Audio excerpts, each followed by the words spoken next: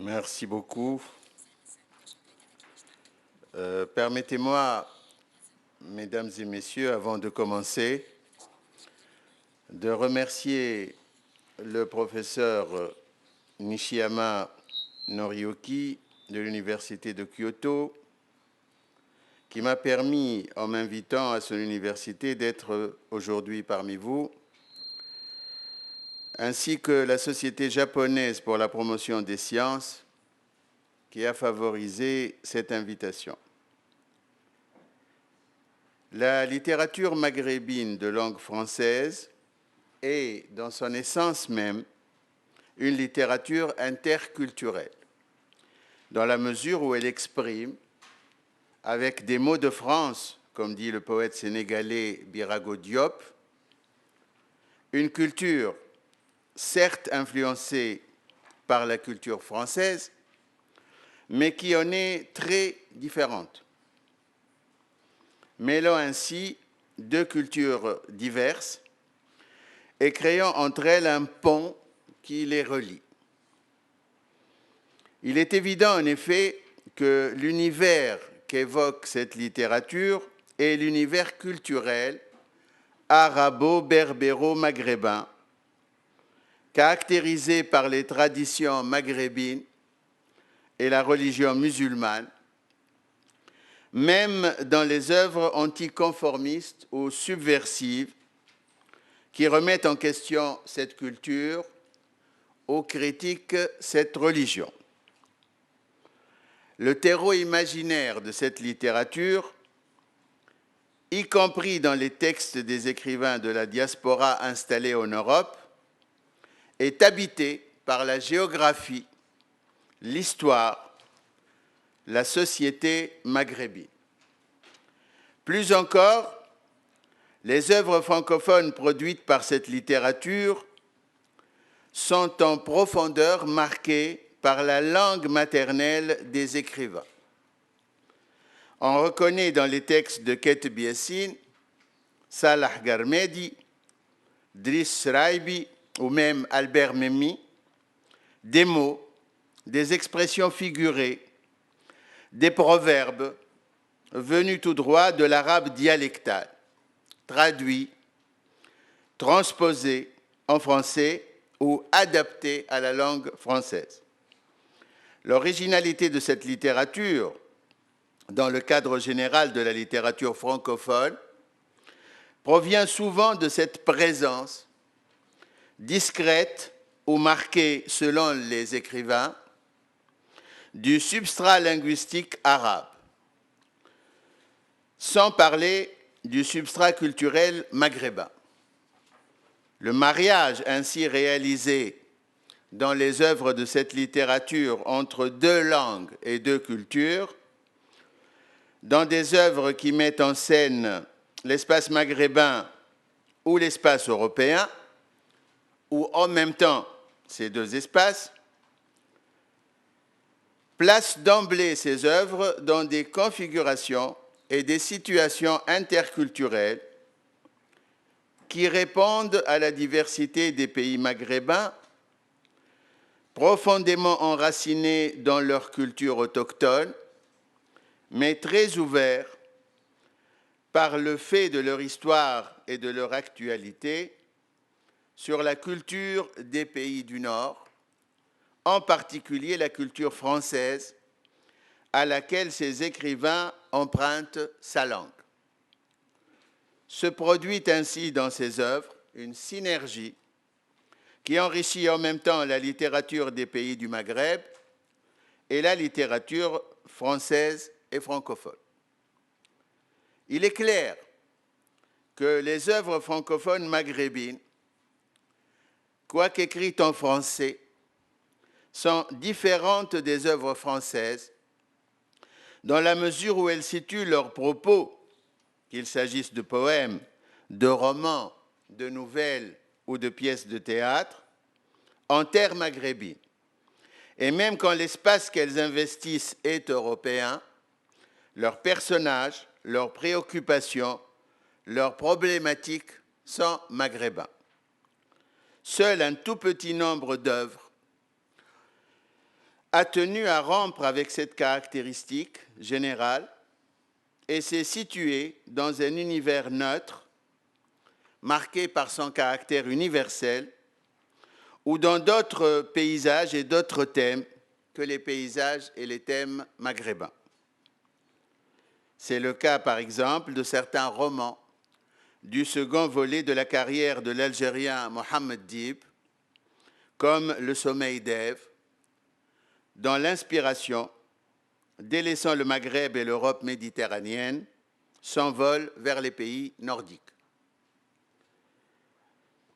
Je parlerai ici de la majorité des œuvres francophones maghrébines dont le terroir est le terroir maghrébin, habité par les traditions populaires de cette région du monde et par la culture arabo-berbéro-musulmane et l'islam, ou la religion juive pour les écrivains issus de la communauté judéo-maghrébine, comme Albert Memmi ou Edmond Amran El-Mellah.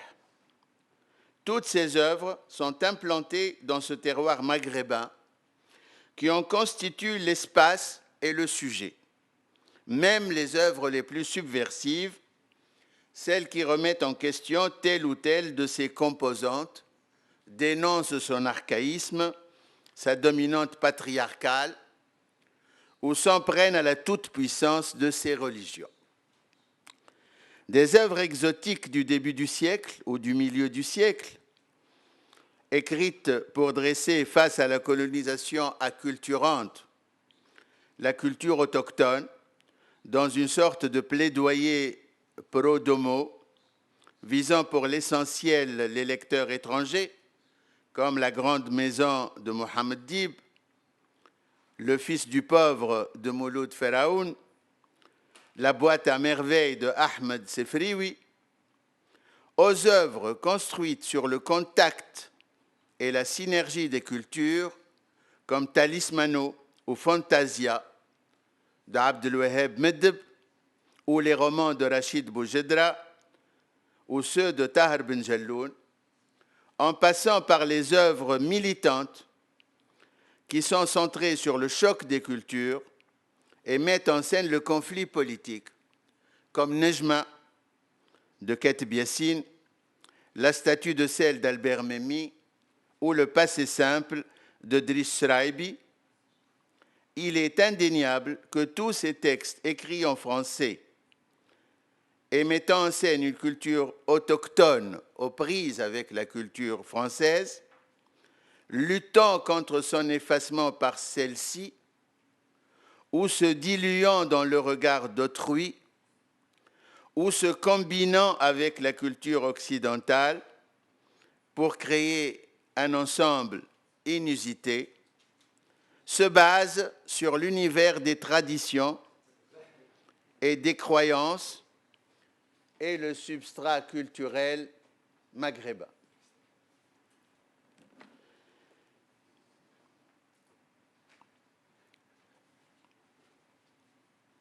Nejma de Keteb Yassine, femme convoitée par 4 cousins qui laissent qui son bonheur,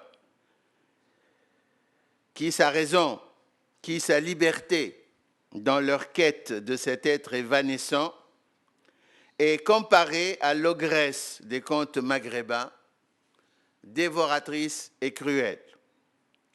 Le héros de La statue de sel, Alexandre Mordechai Ben-Illouch, passe tour à tour par les expériences de l'enracinement culturel, puis de l'acculturation, pour se retrouver coupé de sa culture d'origine comme de la culture occidentale, à l'université de laquelle il avait cru, mais qu'il a trahi au moment où la France des droits de l'homme a promulgué les lois scélérates de Vichy qui l'ont conduit au camp de travail.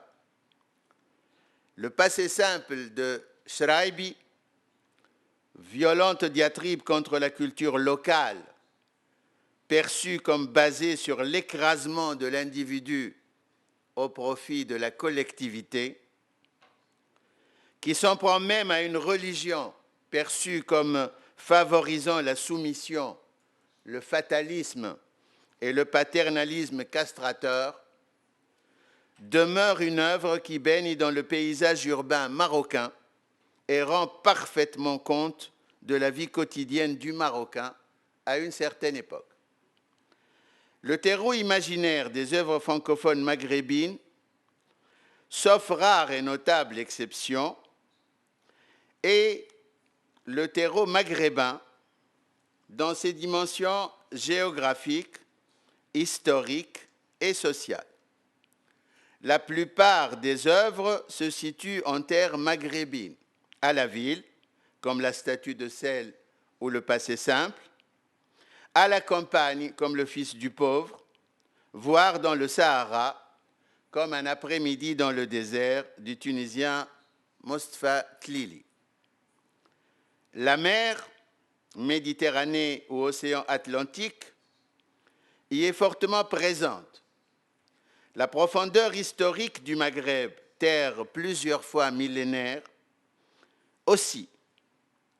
Elissa ou la reine vagabonde de Fawzi Mallah remonte à la fondation de Carthage sur la côte tunisienne par cette reine phénicienne, Elissa. Constantine, Elissa ou Didon, Constantine, Annaba, le Nador, poussent leurs racines jusque dans l'Antiquité, dans Nejma de Khet Biassi. Les faits sociaux, les traditions, les clivages, les conflits propres aux sociétés maghrébines nourrissent en profondeur leur littérature francophone. Je me contenterai de deux traits significatifs que j'avais mis en évidence dans des recherches antérieures, notamment pour l'œuvre de l'Algérien Khet Biassi. La prégnance sur ces sociétés de la religion, visible dans la présence massive du mot Allah, Dieu, dans le langage courant, langage traduit dans les œuvres francophones, ainsi que la prédominance de l'idée de virilité et presque de son culte, tout aussi notoire dans les très nombreuses occurrences du mot « homme » au sens de mâle, le wir latin. Tout seul, le mot Allah peut exprimer le regret, l'affliction, dans un raccourci d'expression d'origine religieuse où on se réfugie auprès de Dieu, où on invoque sa clémence ou sa protection. Tout s'est passé en un clin d'œil. Les gendarmes sont encore là-bas. Allah. Mais Khet Biassi renforce malicieusement cette signification en flanquant le mot Allah dès la réplique suivante de l'interjection française « hélas », qui exprime le même sentiment, mais qui phonétiquement est proche parente du mot arabe « Allah ». Allah, hélas. Malice aussi probablement, mais d'un tout autre ordre, dans l'évocation des saints dressés vers Dieu de Nejma.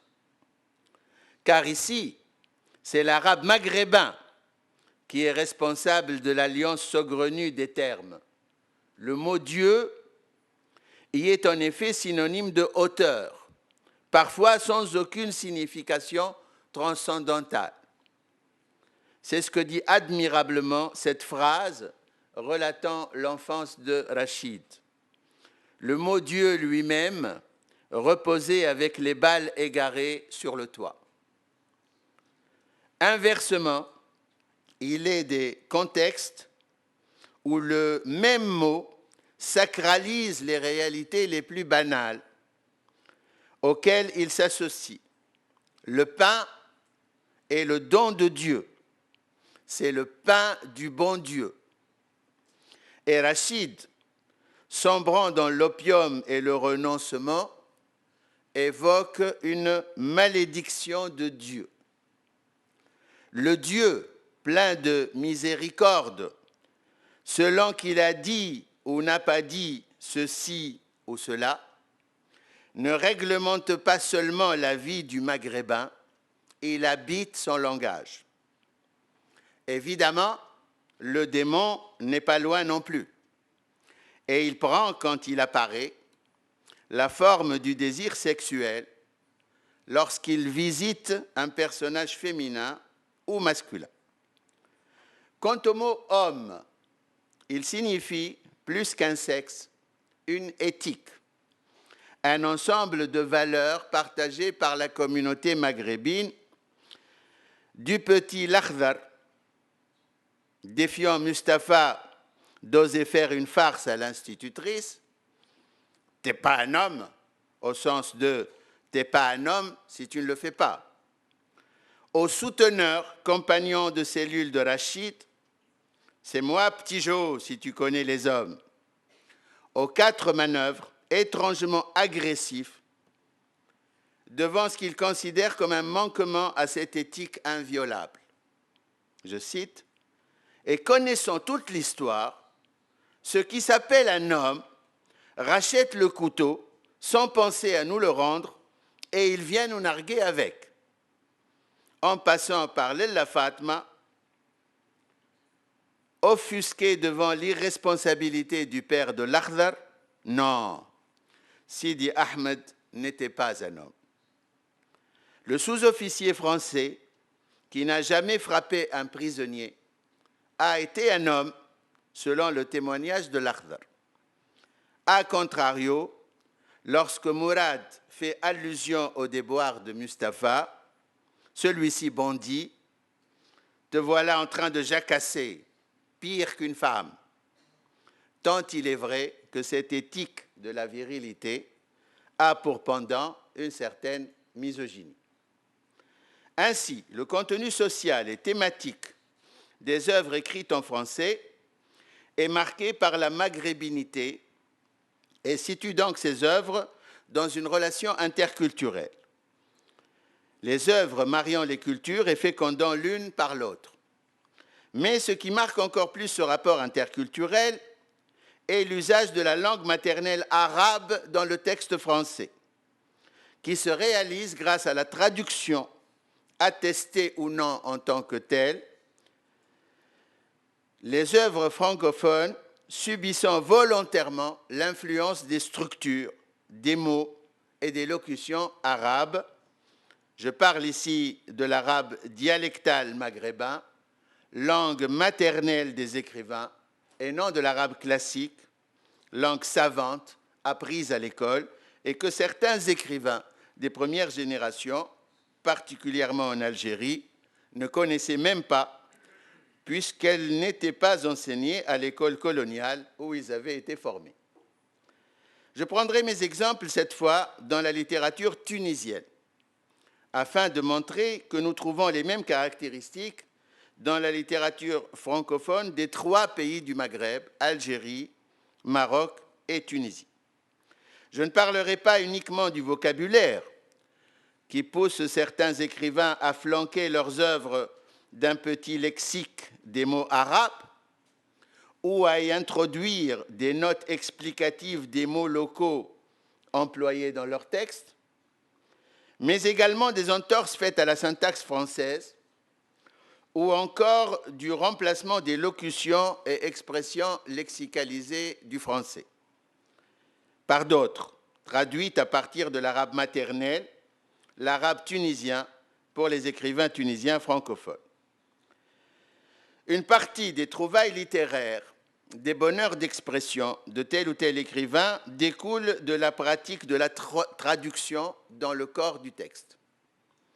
Écrivant dans une langue seconde, l'auteur apporte à cette langue tout un substrat linguistique qui est celui de sa langue maternelle, ce qui donne à la langue qu'il emploie une saveur nouvelle aux yeux du lecteur français ou francophone, mais aussi aux yeux du lecteur appartenant à la même communauté qui reconnaît l'expression employée mais la trouve étrange et belle dans son nouvel habit linguistique. Ainsi, la surprise dont parle Apollinaire, l'étonnement qu'évoque Cocteau, le fameux écart des stylisticiens est obtenu apparemment à peu de frais. Je dis apparemment parce qu'en réalité, le procédé est rarement un simple décalque, mais atteint dans ses meilleures réalisations une subtilité, une complexité qui sont celles de la création littéraire. La présence de la traduction des expressions arabes, idiomatiques ou non, dans le substrat du texte francophone maghrébin, tunisien dans les exemples qui suivent, est aisément décelable pour peu que se penche sur ce texte un lecteur familier de cette langue.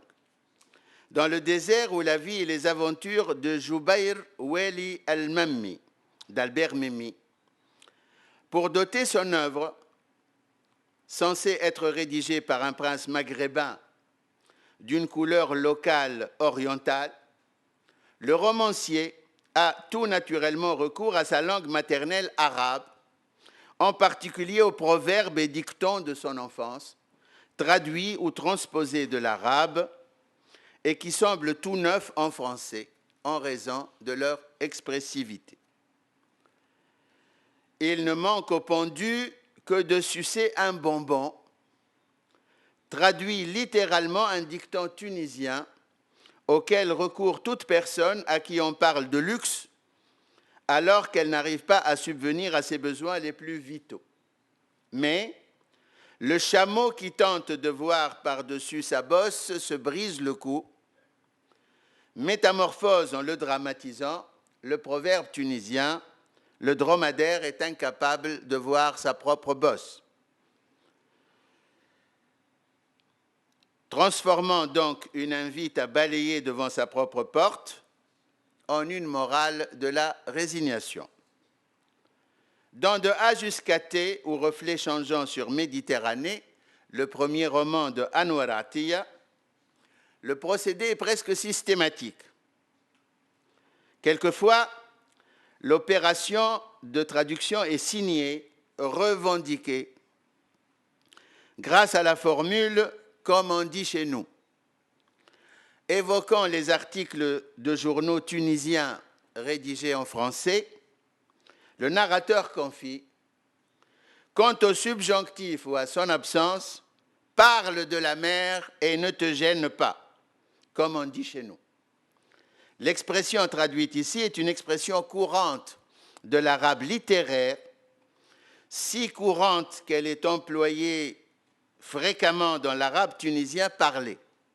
Sa signification est que les fautes d'emploi du subjonctif sont aussi nombreuses que les vagues de la mer ou que l'ignorance des règles de la grammaire française chez les rédacteurs de journaux francophones est aussi vaste donc que la mer. Leur ignorance des règles de la grammaire est aussi vaste que la mer.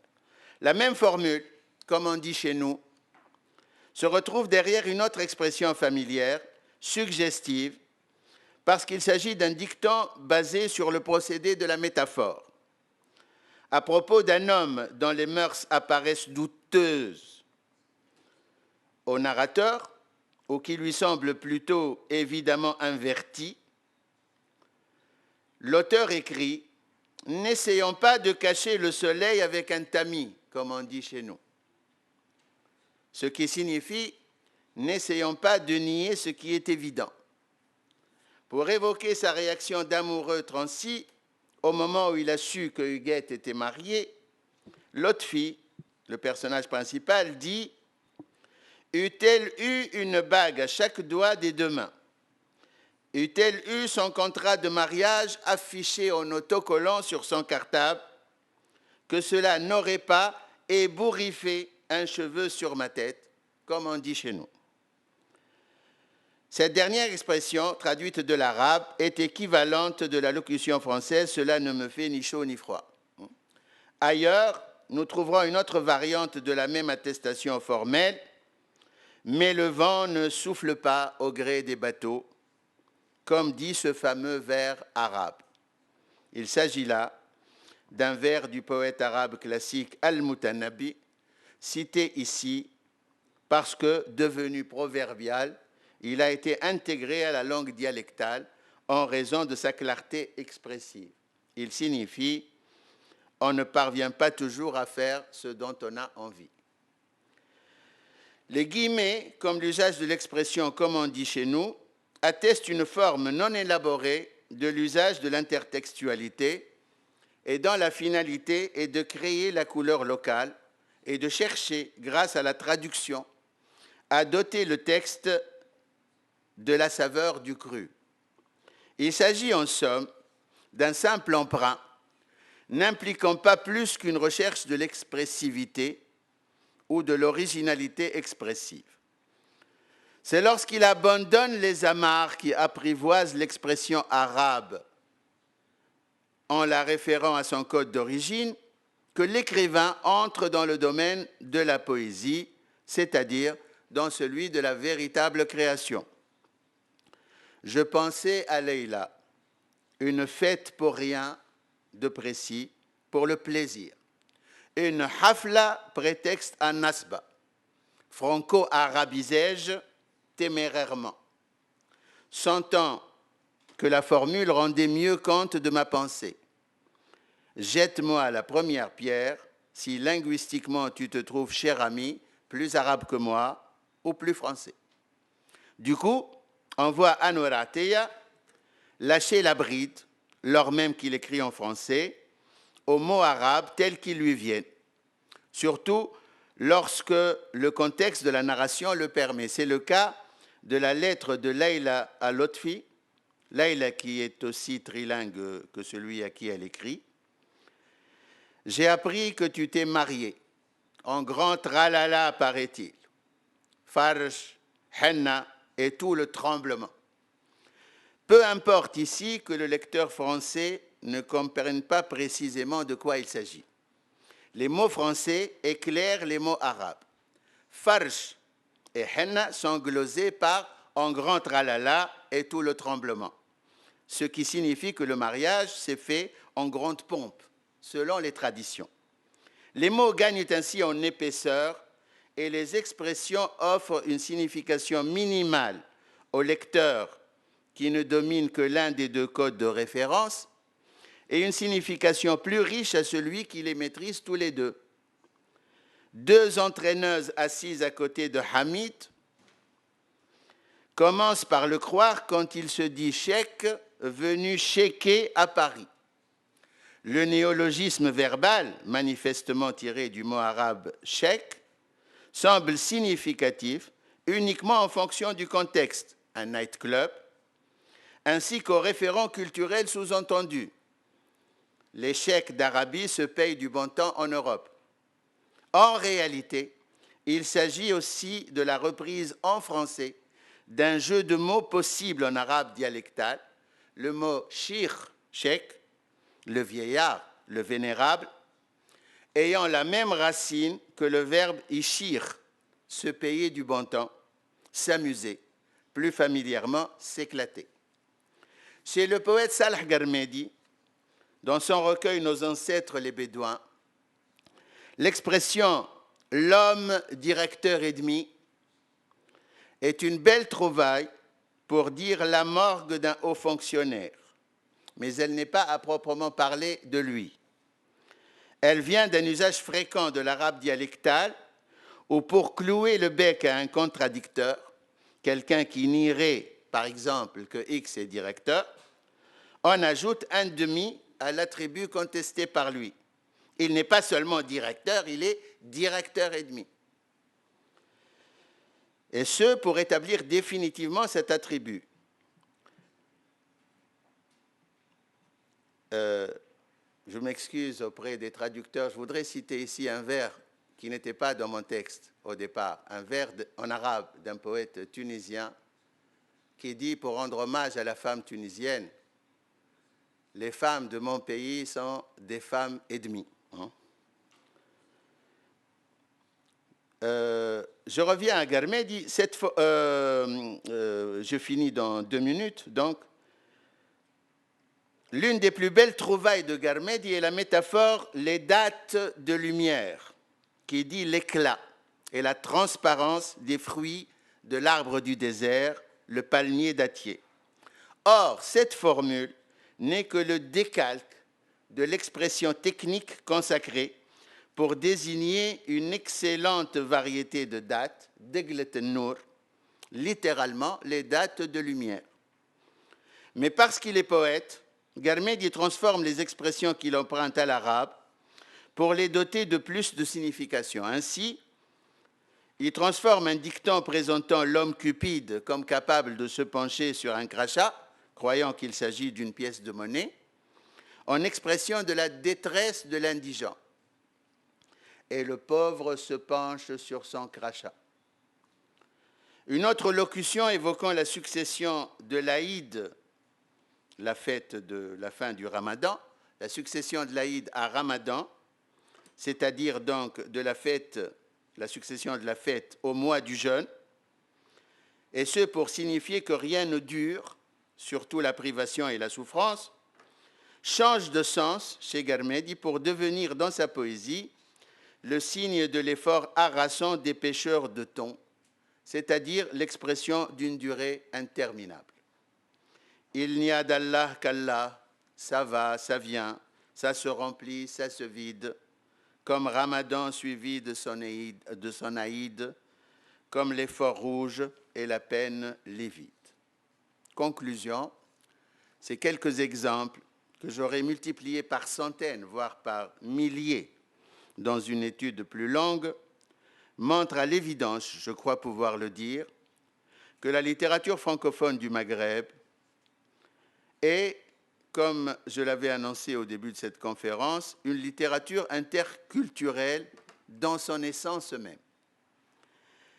Elle l'est parce qu'utilisant une langue étrangère pour parler de la réalité socio-culturelle du Maghreb, elle établit de facto un pont entre la culture ou les cultures du Maghreb et la culture française ou les cultures francophones. Elle l'est encore parce qu'elle présente les effets du contact de ces cultures au Maghreb, les heurts comme les synergies, les mariages comme les ruptures, les acculturations comme les déculturations. Elle l'est enfin parce qu'optant pour la langue française, elle demeure profondément habitée par la langue arabe, l'arabe maternel, et qu'elle parvient, en jouant à la fois sur ces deux idiomes, à créer sa spécificité créative située dans l'entre-deux, ni littérature entièrement arabe, ni littérature entièrement française, mais littérature maghrébine d'expression française, littérature francophone du Maghreb. Merci de votre attention.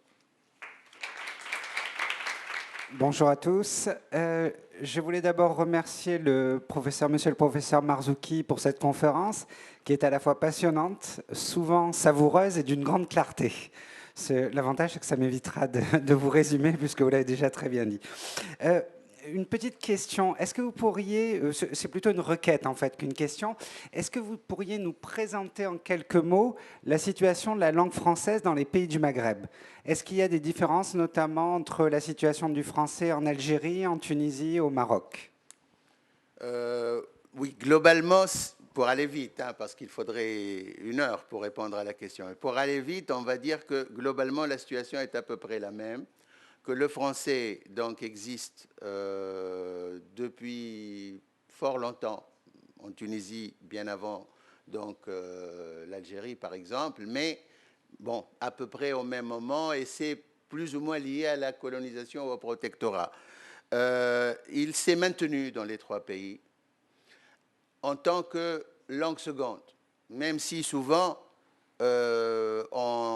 l'expression langue seconde n'est pas utilisée. On parle de première langue étrangère, par exemple. Bon.